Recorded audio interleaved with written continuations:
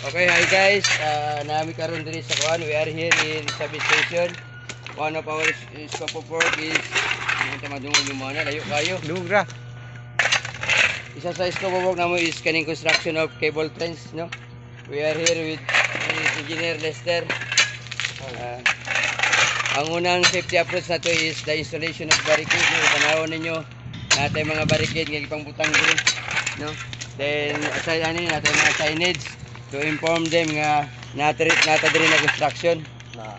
Ang atong mga signage sa ipangbutang administrative control nato is natay warning sa deep excavation, naputay sa electrical hazards, no? Kung tanawon ninyo atong mga workers naka-PPE gid sila, no? Then ang atong bantayan ni sa switchyard kanang atong grounding, na maigo ang grounding kung tanawon nyo naay grounding diri, no? Mo kana grounding dayon kanang mga ninaog, no, coming from marshalling panel. Pareha ni. Pareha ni guys, ano na to guys, no? Kani nga marshalling panel padulong kani siya sa dito sa cable trace nga 60 na to. Kung magdigging ka diri bantayan ginato ni nga dili siya maigo, no? Then napagitay mga live wire diri nga niagi mabaw ang supply aning mga suga nato, suga sa switchyard. Kung tanawon nato natin suga diri, ato nga suga, no. Kato siya nga suga. Kana siya nga suga. Diri ga po na niagi. Diri na po siya niagi, no, mo nato mga angay bantayan para diri sa kuan sa switchyard nga pagtrabaho. Then kung mag-install man gayta og mga kuan mga shield, no, para sa init, situate nga bugat siya, dili siya kaya luparon.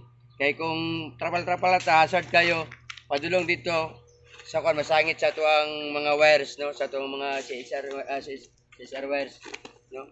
Then ikaduha nato nga bantayan nato diri, dapat wala tay mga metal, no, sa tuang mga kuan, sa atong mga burluloy nga mga metal, no, kanang mga ginatawag ito conductor. Kay kung makondukta pwede tayo ma-electrocution, pwede tayo makurentihan, no? Kay kaning sa switchyard, grabe ang induction diri, no? Na induction, kaning induction according to Henry's law, no? Pwede ma-induct ang tao, kay ang tao conductor siya. Conductor siya sa kuryente, no? Kung tanawon nimo kaning vertical clearance ani nga mga buhi nga kuryente is 9 to 10 meters. Then sa mga gagmay step down na nag-require ka punta na ginatawag na to vertical clearance, no? Vertical clearance. Then kung muulan, siyempre yung mo ipakita kay mo kusog ang kuryente, no, pwede ta ma-induct. Dayon kung napamoy gusto mangutana about sa safety precaution nato diri sa switchyard, comment lang mo sa mua, no? Kay ang mga tao nato before nato i-undergo diri kinalan mo before nato sila i-deploy sa switchyard, kinalan mo undergo sila ginatawag electrical safety orientation. Okay, Marto. Sir, bye-bye mo. Guys, thank you. Salamat. Ahoy. Woo!